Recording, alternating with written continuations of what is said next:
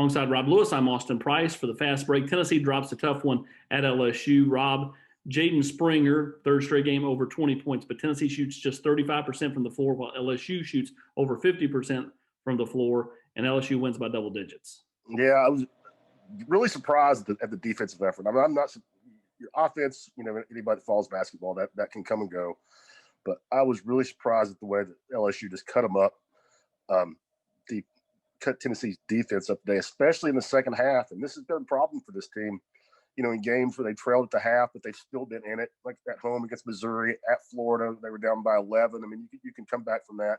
They've come out in the second half and just haven't had the intensity, the execution that you need to get back in games like that. And they were really fortunate today to be down 5 points at halftime with the way they shot the ball in the first half. And then, they just let LSU control the second half with dribble penetration,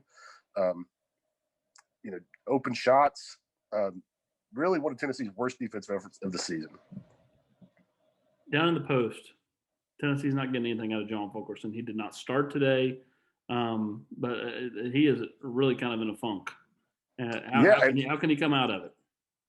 I don't know that he can this late in the season. I almost think it is what it is. I don't know where the lack of confidence is coming from when you see the way he closed last year. I mean, he had some good moments earlier this season, and today there were at least a couple of occasions where he got it deep in the post, either by a nice entry pass or offensive rebound. He doesn't even look to score, and they get a combined 7 points from him and Eve Pons, and I don't know how healthy Eve was, but healthy enough for Rick to start him. Those guys don't need to be huge scorers, but Tennessee needs more than what they got for them today. So where does Tennessee go from here? I mean, obviously they've kind of, they hit that kind of mid-season lull. Then they've kind of come out of it a little bit, but they still seem groggy. It's like somebody, coming out of a deep sleep. They're awake, so they have those moments where they play really well at Kentucky in the second half or beat Kansas by 20.